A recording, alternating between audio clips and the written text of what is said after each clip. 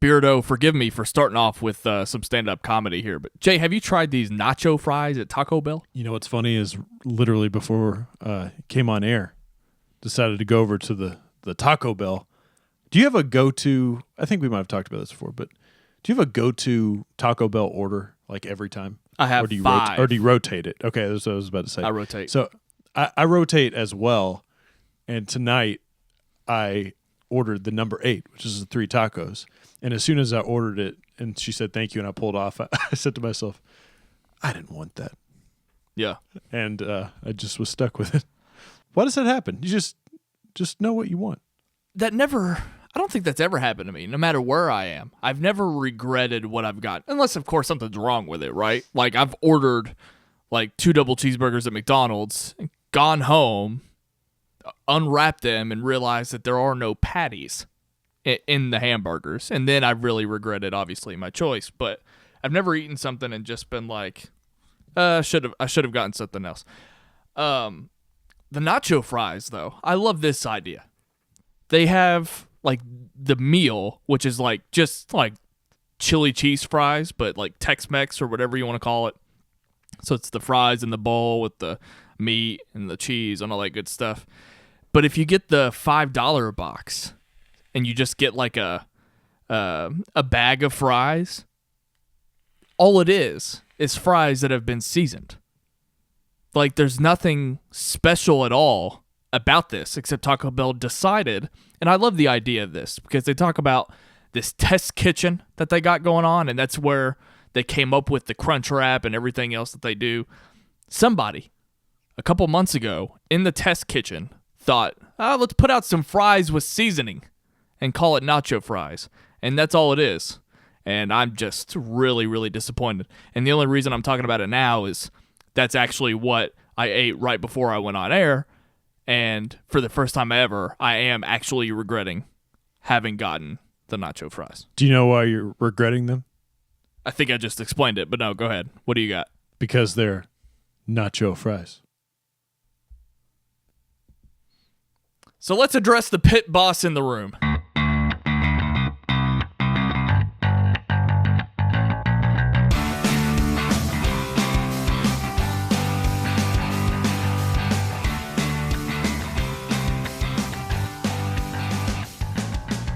Hello, everyone, and welcome to Anybody's After Show. My name is Ryan Snelling, and I'm joined by Jaye Williams. How are you, sir? That's me. I don't know what's going on around these parts. It seems like one day we had Beardo, the Christian Harloff Show, and the Napzok Files, and now I feel like we don't have any of those shows that are the exact same thing. Well, how did this happen? We still do have the Napzok Files. That's right. It's just kind of funny that one day we had all this overlap, and what's Beardo doing? Where does show go? Will we ever see Beardo? Well, I guess you will, because you watch Wenger's show more consistently than I do, even though I do love those guys. I was thinking about that today. I was thinking about all the things that I miss about the Schmoes Know Live show and how we can steal them for ourselves. So don't be surprised if this time next week I revealed that I have messaged Brett Sheridan and asked him to do Brett to the Future on this show. I'm going to bring Dolly in here. She can be the stand-in for Cal. Dolly is my dog, by the way. Actually, it's my girlfriend's dog, but regardless. Did you just euthanize Cal on the air? Is that what you just did there? I call that a spiritual euthanization. My God. Well, I'll put you to sleep from afar. We've kind of awkwardly already brought up Ken Napzok, and I don't know how we couldn't. So let's address this, because I think this is probably the big thing. This isn't the main thing that we're going to talk about today, but I think it's the big thing that Schmoeville wants to hear about. And well, but before you get into it, tell people exactly how we both found out, because we both found out the same way, and it actually came from you specifically. Mean that I was tweeted? I was asked about my thoughts on the matter? Yes.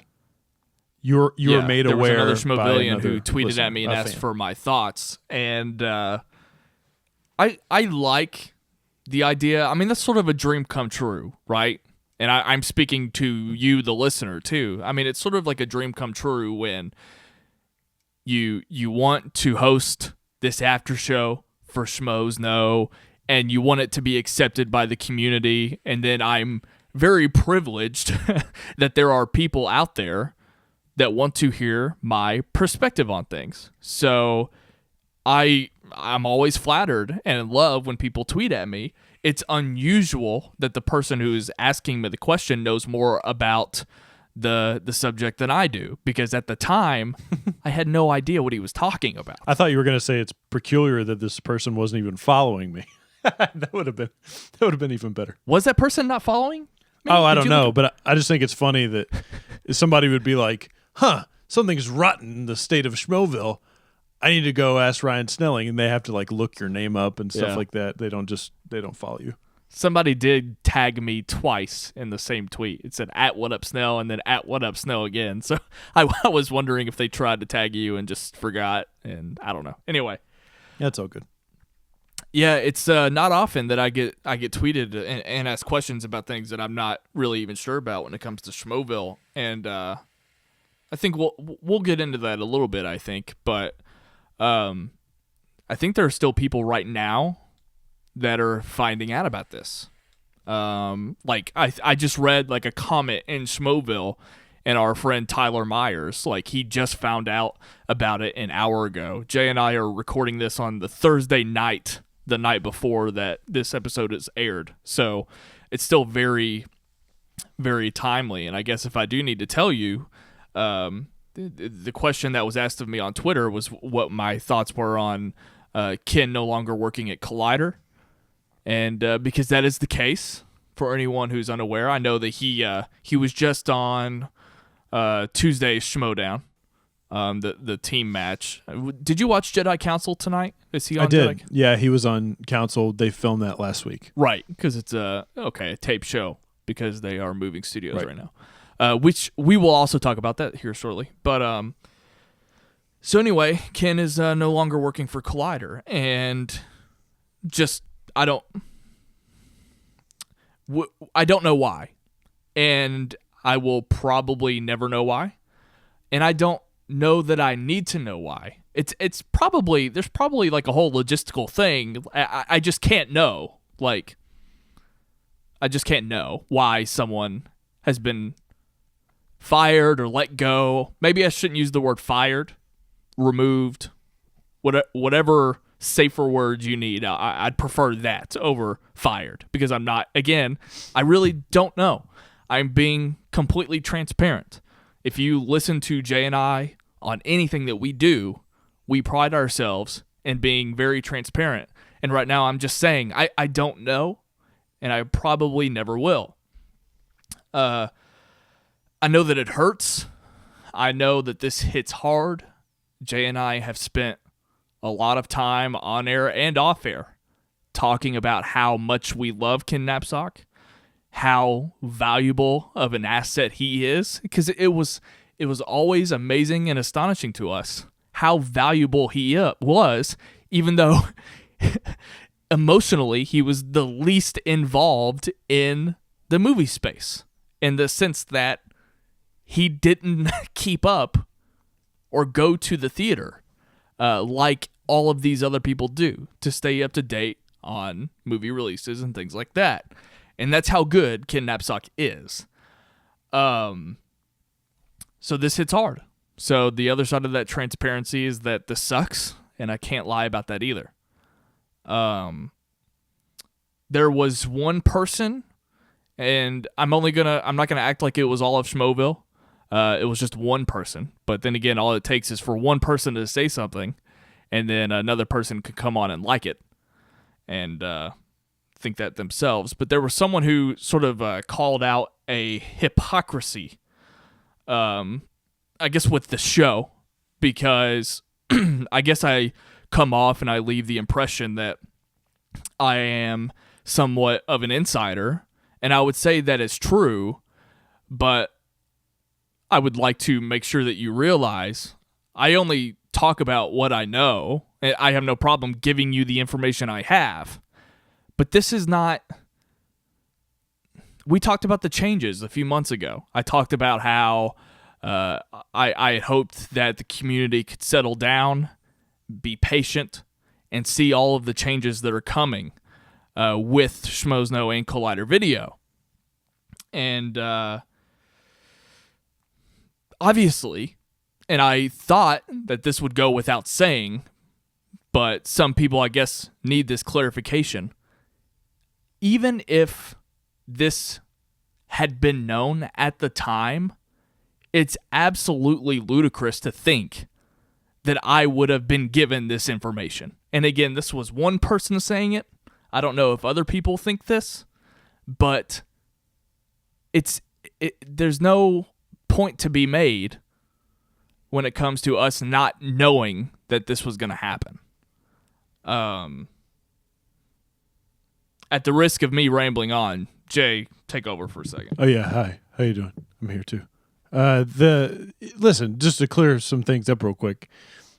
We were sort of looking for answers. I think this is a space right now that is a little bit weary and gun shy of changes just in general. What we can say is nothing has been privy. We're not privy to any information that there were any like shenanigans or anything going on. Like to say like he was let go, I don't think there was anything, shitty going on behind the scenes. I don't want anybody to have that perspective. I mean, is that fair to throw out? Yeah, it's totally fair. Yeah, I just don't want people to get like the wrong impression or wrong idea in that regard. But I mean, I think you sort of hit the nail on the head. We talk a lot about changes here and things changing, and we're not really entitled to have all of the answers. And I agree with that even in this situation, but it doesn't mean that you can't be upset or curious or frustrated by certain things, especially when people that you are invested in, that you watch all the time, are no longer there. And I can safely say that because I feel that way, and I know Ryan feels that way too. As Ryan said, we're both massive champions of Ken both being involved in Schmoes and Collider behind the scenes as well on camera, if not more on camera. So the fact that he won't be there as much, it is a huge bummer, and everyone is entitled to feel that way, to feel sad and bummed that they're not going to see him. I mentioned this, and I have no problem saying this here. I mentioned this in a post in Schmoeville. I think now more than ever, if you want to support Ken, one of the best things that you can do is go and contribute to his Patreon if you feel inclined to do something like that, or at the very least, if that's something that you can't do, then spread the word about the content that he is actually on right now. I know he sort of picked up the freelance game. I think he was on Hyper RPG, has been on Screen Junkies. Make sure you share that stuff around, because that will go even farther. If you can tell 10 more people about Ken Napzok, that will go even farther than I would argue than even putting money in his pocket. So definitely do that and tell him how much you appreciate him. I'm sure we'll see him quite frequently, in fact, but I will miss him not being on the show as much. Yeah, there are still positives to this. I don't know. Ken might not realize this because obviously it's different. It's obvious. Yeah, he just lost his job. I get that, but like you said, we will see him still. We already have seen him since, and maybe that was part of it, right? I don't know why this wasn't told to us in the way that we expected, but I'm kind of curious if we would have ever known had it not been revealed. Like, again, I was totally caught off guard by it. Well, I think that's why we didn't know, is because people kind of come and go on camera on Collider, right? And I mean, him not being there lately could have just been down to he's not in the rotation right now. Right. I mean, it's as simple as that. There's kind of an adjustment. You and I have talked about fan entitlement over the past several weeks and what fans are obligated to know and not know when it comes to this YouTube channel and the changes that are being made. And a lot of people are lumping this again in that doom and gloom category, right? And so people are like, Snelling, what do you have to say about this now? Doom and gloom, they're failing. It's like, I'm still not taking that bait because right now, as we speak, the past couple of days, they are moving into a new studio, which means it's another beginning for Collider Video. So they're just moving on, if you could call it that, again, considering everything that we've previously just said. So that's not it. It's not the same kind of discussion. When it comes to entitlement, yes, I will tell you I am confused about this more than I am not knowing about TV Talk. I sort of lean on the side of fans are at least entitled to know what's going on with the on-screen personalities that they've come to know and love. But again, to circle right back to where we just were, we're still going to have Ken on screen. So you said it best. Just support Ken. Support Ken. He's got a Patreon for Force Center, his Star Wars podcast, which is really great, and the Napzok Files as well. And hopefully Ken doesn't go away. He was, again, like you said, on Screen Junkies. So I do miss him. And as a matter of fact, Jay, I don't know why I said I miss him. I do miss him. I always miss him because he's not on my TV right now. He did send us a quote, Jay. He sent us an official statement, and I would like to read on air Ken Napzok's official statement to After Schmoe. And this is 100% real. I'm not making this up. It was given to me a couple of hours ago. Here it is. I would like to say thank you on behalf of the group and ourselves, and I hope we've passed the audition. John Lennon. Yeah, here's the thing about this whole thing.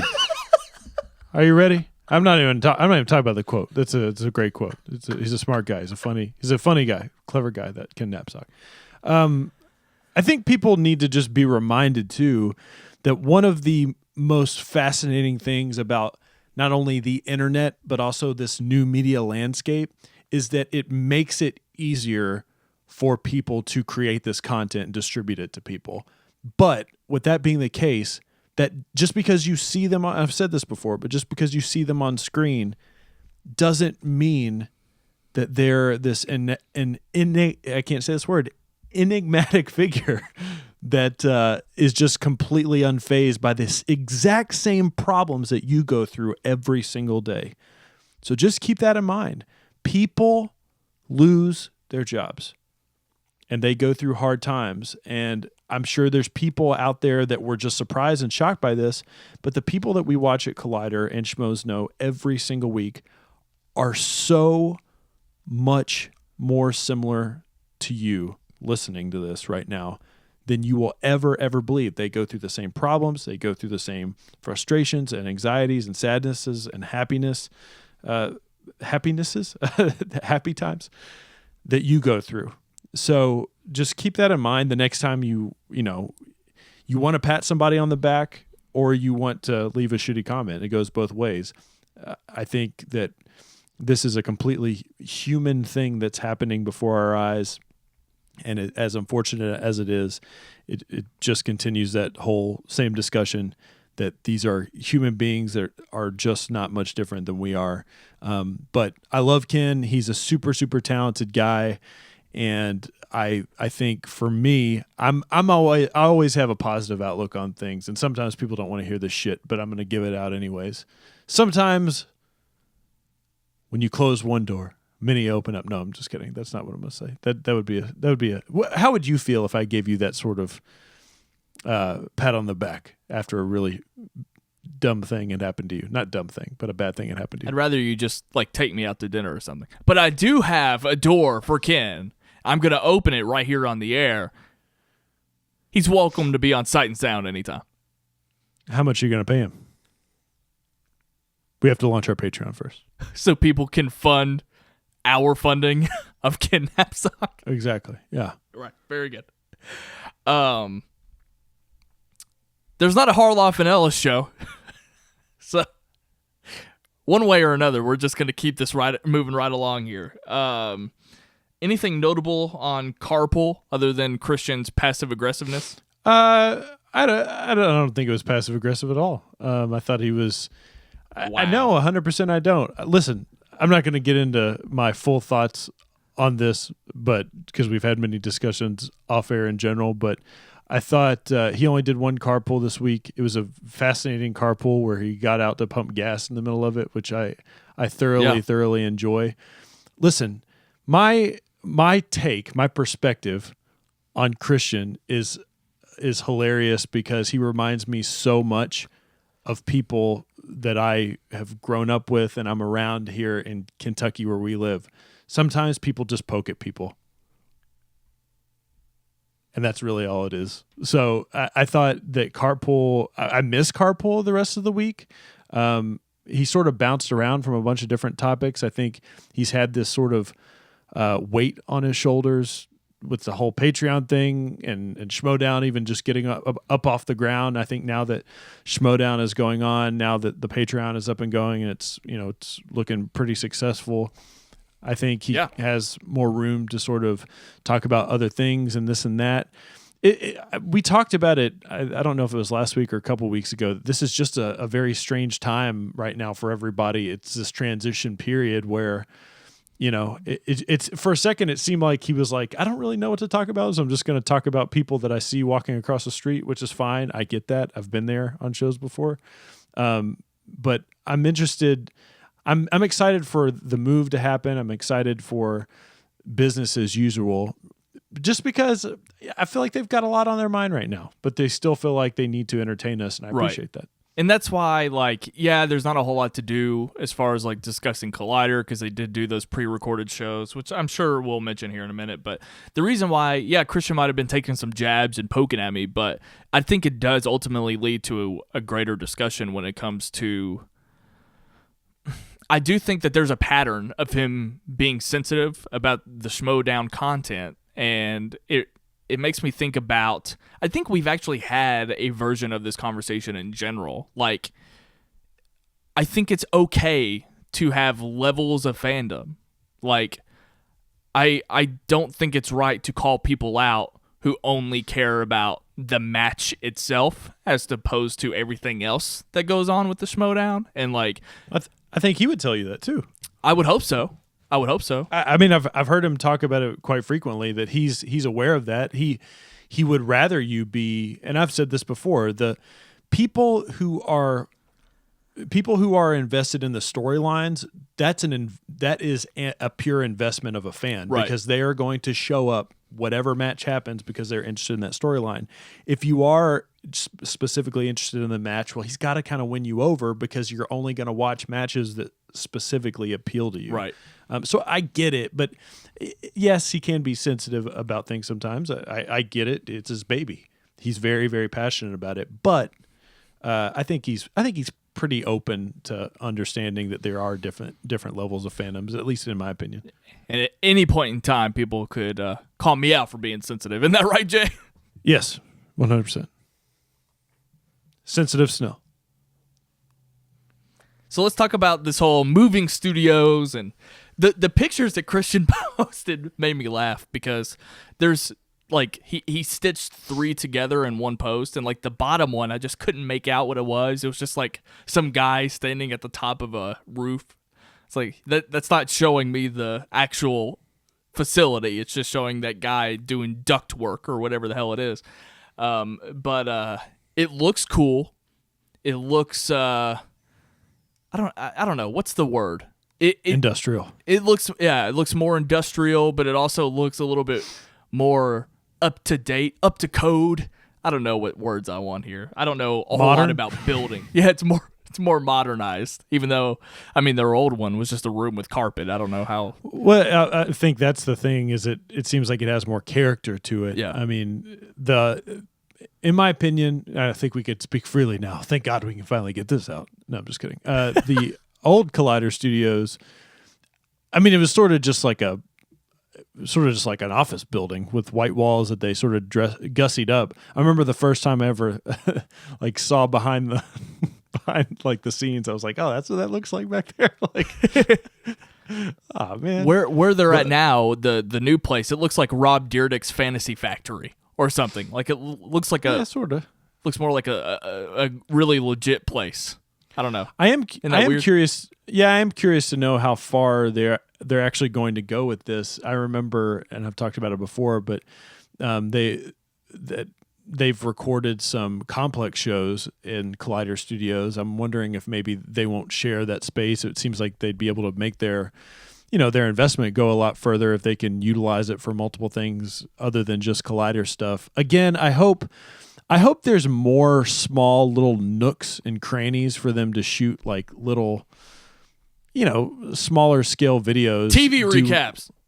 Well, just whatever the case may be. I mean, even podcast content. It'd be nice if they just had a little corner, an area where they can just do a lot of those smaller things. Like, I watched Perry's review today for that train movie, the Clint Eastwood movie. Yeah. And it just was kind of refreshing. I don't know why, other than the fact that the background looked nice. It looked well lit. And it was just her. It was just her sitting on the couch talking. Not that we haven't had similar things in the past. It felt more YouTube. Does that make sense? But that's not the phrasing that I think Christian wants us to use. It just felt more up to date, man. I think that's what it was. It felt more like broadcast television on Spike TV. I think it felt more comfortable. Let's just put it that way. It didn't feel quite as stiff to me. Beats doing movie talk out of Dennis's apartment. I shoot my album reviews with my closet behind me. All right. So there's that. You mentioned this off air. I think After Schmoe in general has had this discussion, but I don't know if have we talked about pre-recorded movie talks and things like that? I don't think so. That seems like something that might have happened with somebody else. Paul Wolf. Yeah, pre-recorded movie talks and this and that are always fascinating to me, mainly because I feel like I would be more expecting of them if I watched every single episode. And yeah, I know, guys, I'm a terrible Collider person because I don't watch every single thing. But well, yeah, I stumbled upon, I guess it was Movie Talk one day and kind of realized that it was pre-recorded, and then I put pieces together what was going on.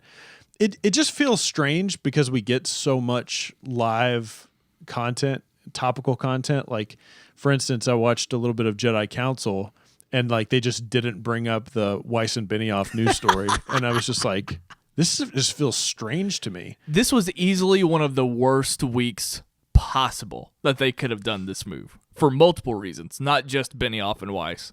What else? Like the Venom trailer, Deadpool 2. There's all kinds of stuff that's come out this week. Oh yeah. Yeah, there's some things that happened. I like that they had a backup plan there in the office. It was, or in this new space. Dennis's apartment. Yeah. Dennis's apartment. I think the new space is going to be very exciting, but just for the simple fact that we have no idea what it's going to look like. And I don't know if what we've seen is a preview of sort of the creative direction that they're going to go with things. But man, I just want your take on something. Let's say you turn on Movie Talk for the first time that they broadcast from this new setup, and it just looks, just take what you've seen, that snippet, that background that they've been shooting in front of. Like, how different do you think it's going to feel, and how much energy to the show do you think it's going to bring the host and you as a viewer? Well, I think any time the hosts get new toys like that, like this is just another reason how this is how you keep hosts and panelists engaged and excited about the journey that they're on together. So I think that entire office is feeling this newfound synergy, if you will, even though there are some changes being made on the inside. But this is like when they got all of those Rode mic stands and jackets. And there was like that newfound energy to the show. We were talking about, oh, this feels like this phase, and there's so much energy to this, blah, blah, blah. RIP live show. Sorry, I didn't mean to bring that up. But this is just that on a much greater scale. You have shown me what is Hot Blazes and Fancy Feast. What are those complex shows? What are they? You've got Sneaker Shopping, which is shot in just different sneaker stores around the country, and then you've got Hot Ones, which is literally just shot on a black sound stage. So there's really no gussing up. Now what's the Fancy Feast show? Fancy Feast. I don't even know what you're talking about. Tonight We Feast, or whatever the fuck. First We Feast is the food channel, but they don't really have a set or anything like that. What Complex does have, and actually you bring up a good point, is I guess we can only look at other Complex stuff. Complex themselves, they shoot various things in different locations, and their setups are great. I watched some random ass Mr. Robot video they did that looked like, I thought they were friggin' filming it for HBO. It looks so good. It's sort of kind of funny because, and I'm not, obviously this isn't a shot or a jab or anything, but it's kind of funny because I see that, and then I see what they're working with over at Collider in the old studio, and I'm just like, man, it would be kind of nice just to get, it looked crazy. It looked like they were like on the set of like a horror film or something. It was just like, it was so significantly different from what we normally see with Collider that it just kind of caught me off guard.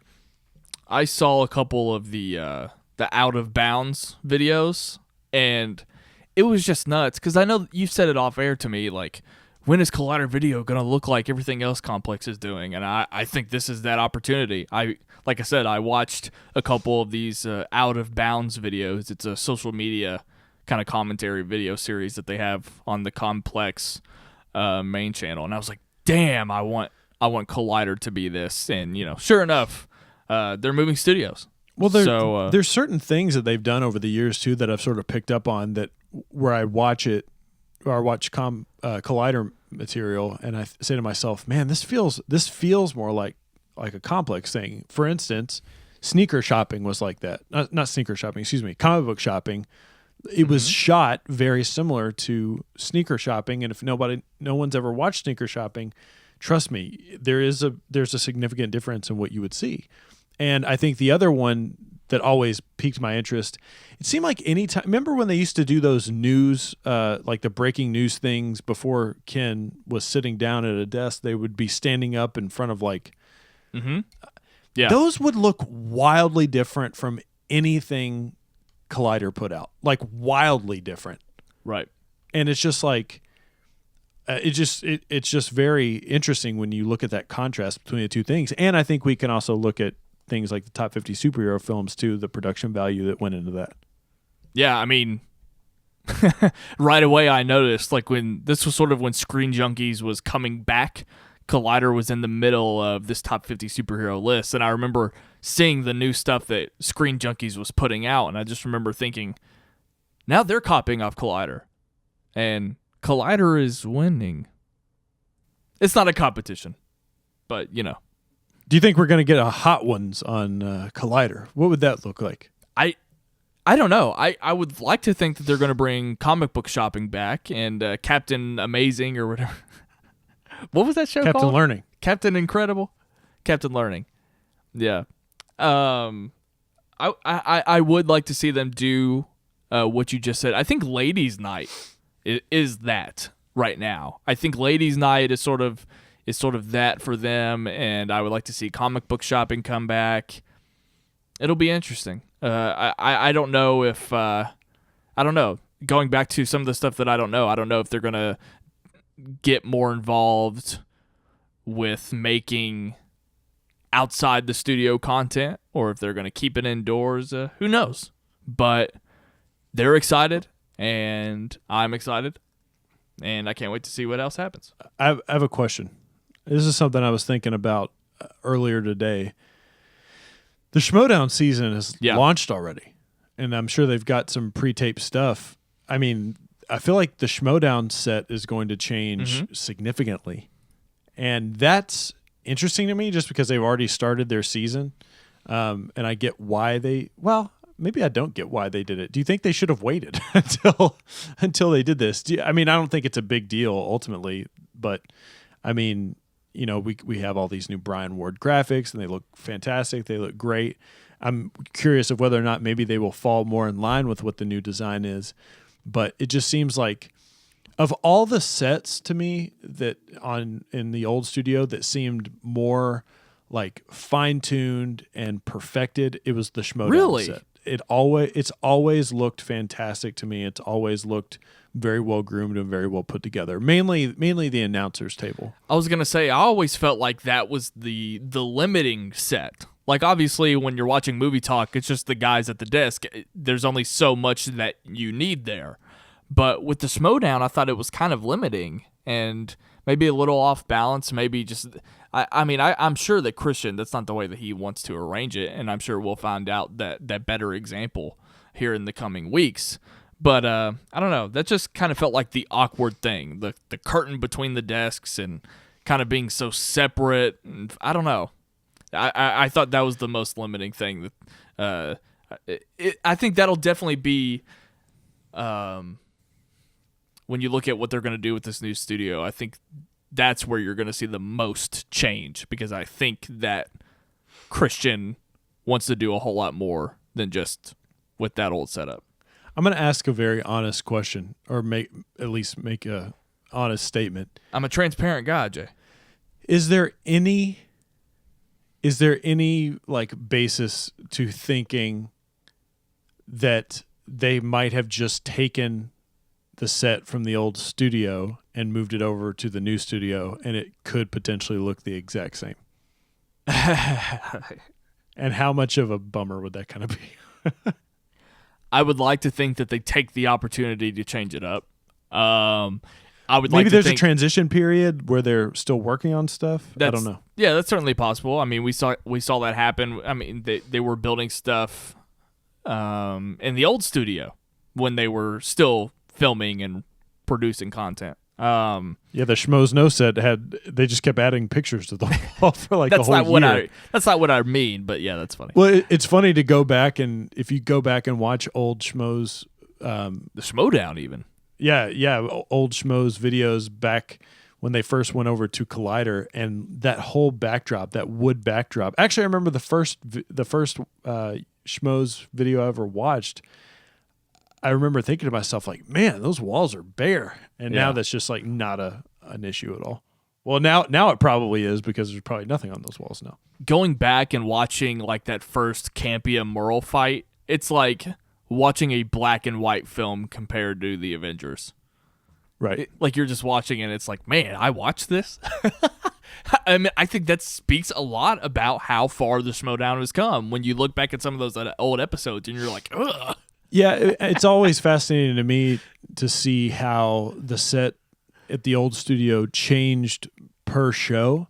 I don't know how big the new studio is. I don't know how much square footage they have. I don't know if they intend to just have one or two sets that they sort of interchange. It always surprised me that the Schmoe's No set wasn't used for more stuff. Does that make sense? Like, it was only used for Schmoe's No, Schmoedown, and then Wendy and Ashley Mova would sit there sometimes. That actually speaks to my point about how, I'm glad you brought that up, because again, that speaks to like how just disjointed that might appear when you have to utilize two completely different sets for one whole production. I mean, the live show was back before they reintroduced the couch, right? They had the Wanger table and people had to run onto that. Yeah. So yeah. I was gonna say I think the Schmoe's No live show utilized the space more creatively. I mean, think about all the different spots they had. They obviously had the main table on the Schmoe's No set. They had the couch. They had the Wanger's table. The Wanger's table for a while was the movie talk set, and then you would eventually have the Wanger's section, which was just behind the camera, which I still think, other than that, you have that sort of depth of field issue. It was still an interesting set, and the way Cobser had the camera arranged was great. But then you also had them implementing the RB3 cam And then you also had the RB3 chair, the Instagram model chair. So it's just like a very creative way of doing it. I'm curious if whether or not in this new studio, how many sets they will have. I would like to see them just interchange things. Like if they have 2 or 3 sets, you know, maybe Heroes is on multiple sets, or maybe, I don't know, maybe they even go and do something in that room where they're doing stuff right now. I have no idea. Did you catch RB3's latest short film? It's good. I didn't. I liked it a lot. It's pretty funny. You should check it out. I think I saw it on. Yeah, we'll do. I'm sure he put it on Facebook too, but I think I saw it on Twitter. Okay, so another thing. Did you catch? I texted you earlier. Did you catch that really strange opening of Heroes? Wednesday's Heroes. Jay, I didn't. oh my God, it's so weird. And if you are a consistent Heroes listener or watcher, and you haven't seen the beginning of Heroes this week, Wednesday's Heroes, it's hysterical. It's so awkward and weird. There was obviously some editing involved because this was a pre-recorded show, but it was like something. Come on, Voitko. Something was just completely removed from the top. So it's just like, it's just Snep, and you really have to watch it to be able to take it in full effect. But Snep is like, hey, welcome to Heroes.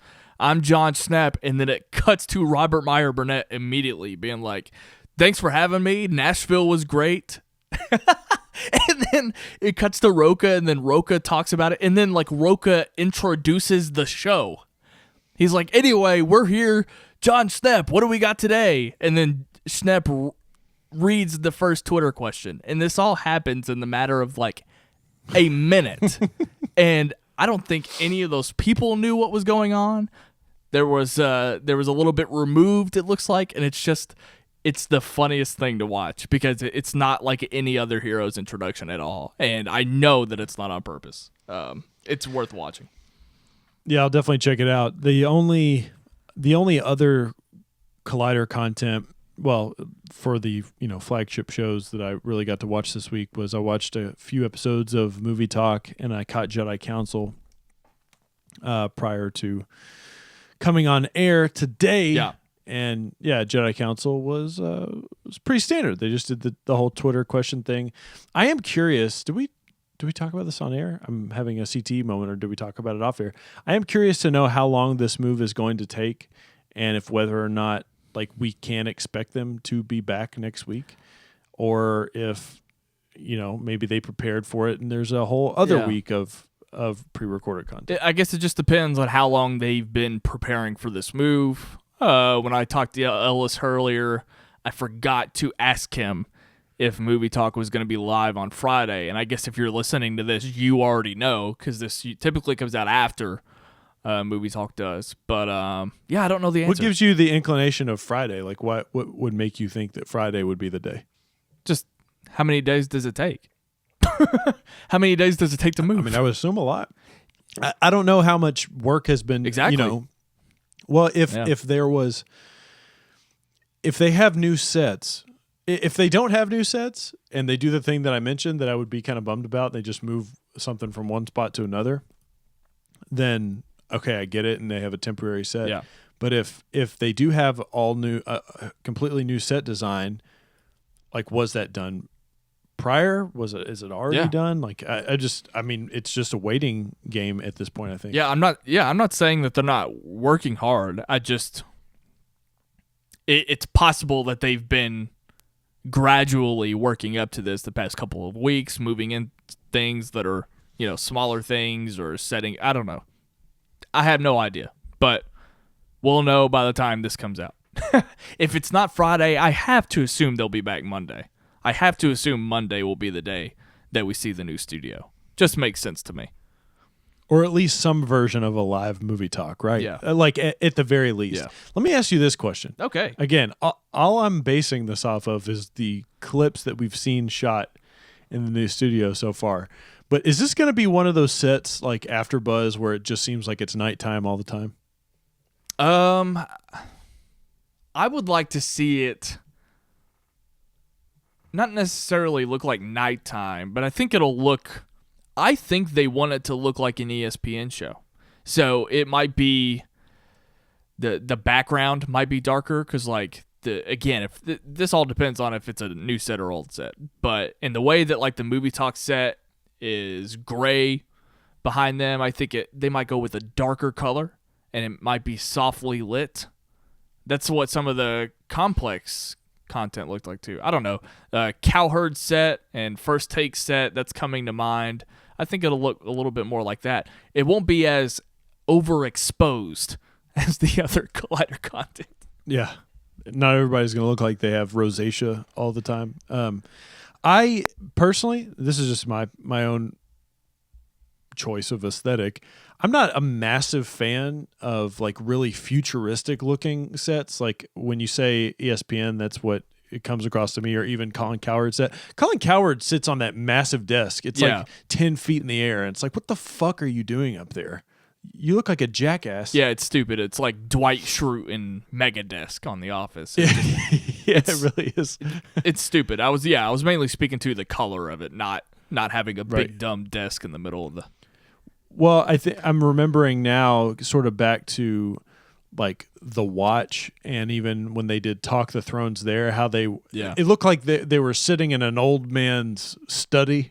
Yeah, it's just like, well, that's a darker set too. That's another example of what I was speaking to. Yeah. What's up with Old Men's Study? Remember that show? What's that show with that smart guy who was on the Visine commercials? Ben Stein? Win Ben Stein's Money. That's another Old Man's Study set. Like with like a green felt table or something. Like they're going to play cards. Hey, remember when Christian and Mark Fernandez could have started their own The Ringer Network? They can still do that. You can buy Sight and Sound. It's for sale.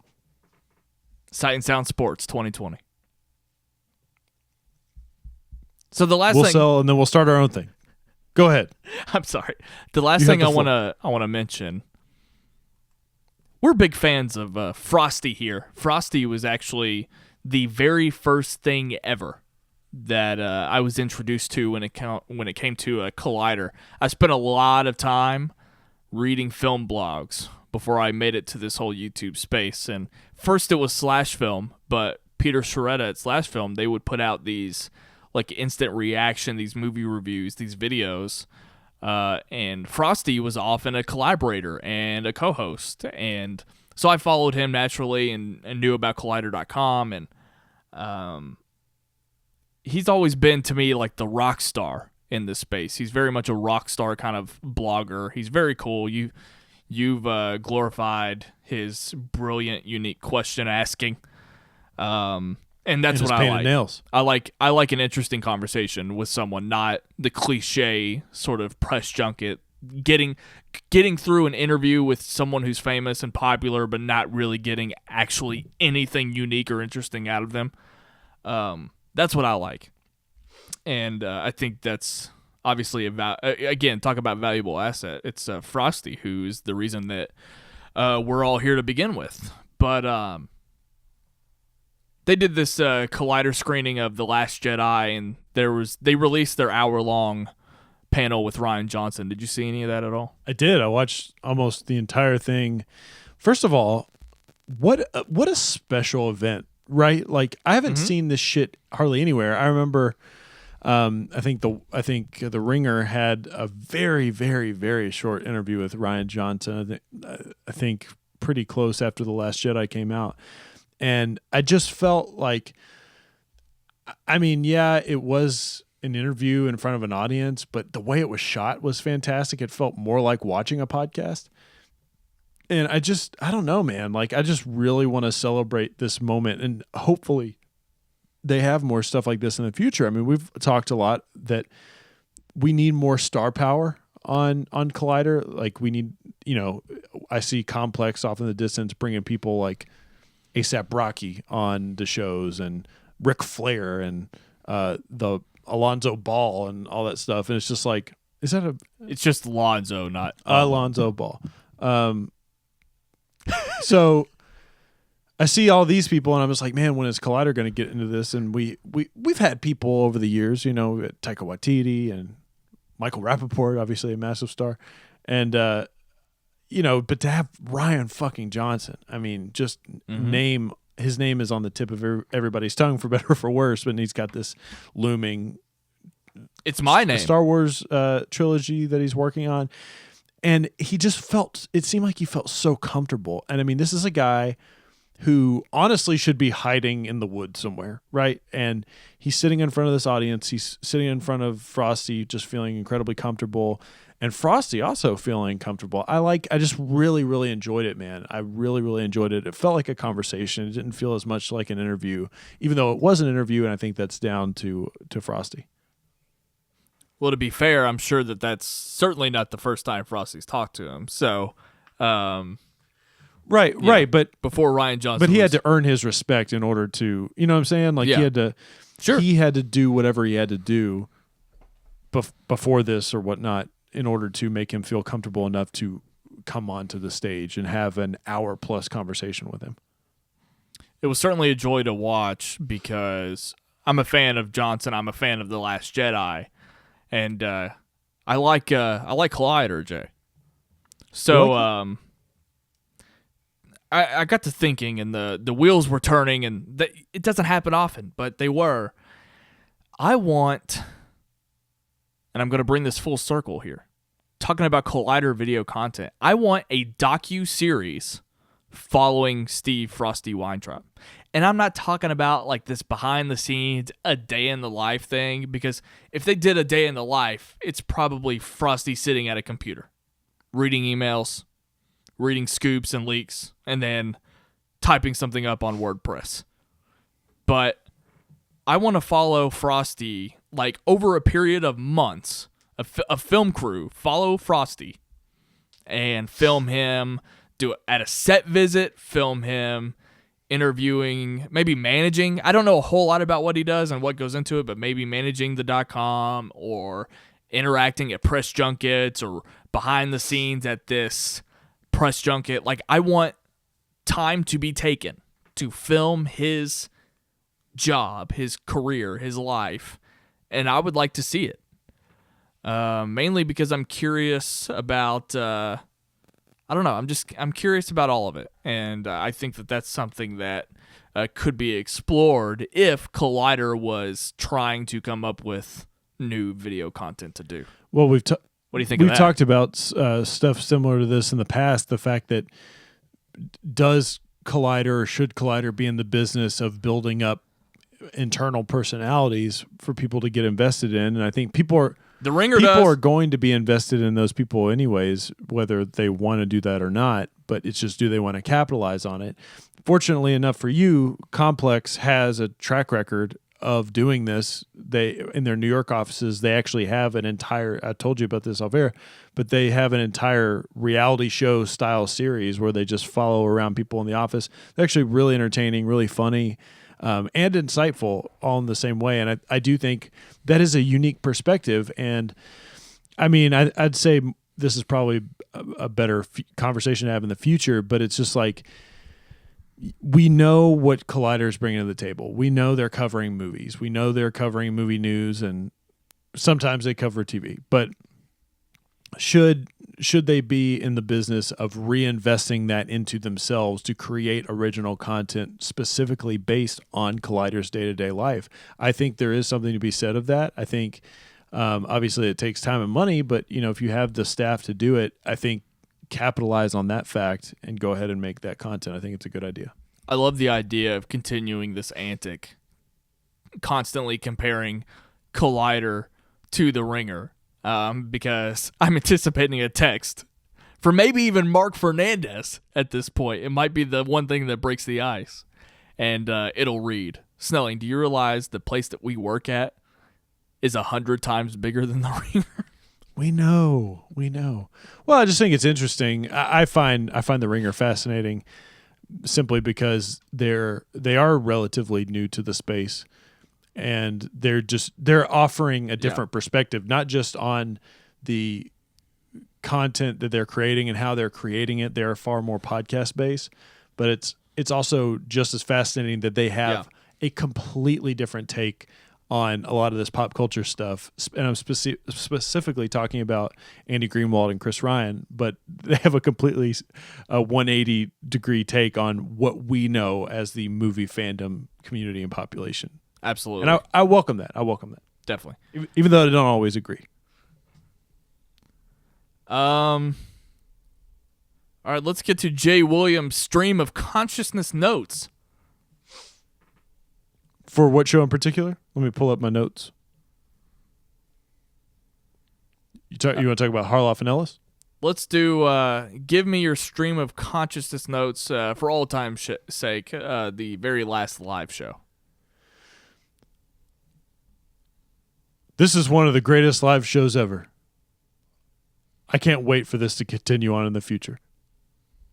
And those are your Schmoe's No Live Show stream of consciousness notes, brought to you by SightSoundPod.com.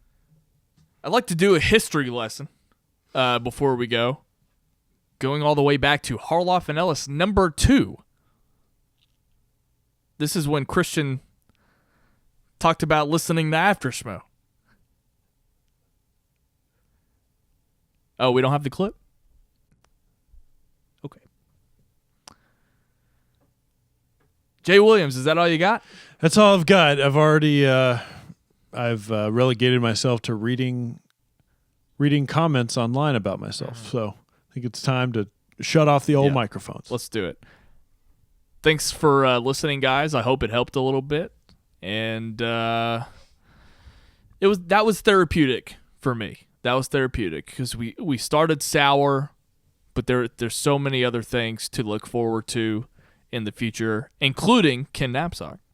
And I am encouraged by that, and I still would like to challenge you as a fan of Collider to stay calm, to be patient, to play sort of a waiting game, wait and see how it plays out, and just kind of relax and trust that we will be getting the content that we ultimately want to have. So there's that. You can find me on Twitter and Instagram at WhatUpSnell. I usually go last, but I don't care. Jay can go last tonight. And you can subscribe to our YouTube channel. It's called Sight and Sound. The link to that is in the description below. Come see what we're doing. I put up a couple of mashup trailers today, and of course we're reacting and reviewing movies and TV, but also music. Jay does such a great job, and it's one thing I'm really proud of at our channel. I do a fantastic job, you're right. Where can they find you, Jay? You can find me at Jaye Williams, J to the A to the Y to the E on Twitter and Instagram. It's the same for both. If you are interested in supporting our show, we don't have a Patreon, not yet at least, but you can go to sightsoundpod.com, pick up your Sight and Sound gear. If you're picking up Sight and Sound gear, you're picking up Ryan and Jay gear. You can get your t-shirts, your crew necks, your hoodies, your coffee mugs. You can even get a pillowcase. That's right. We sell pillowcases. So pick it up.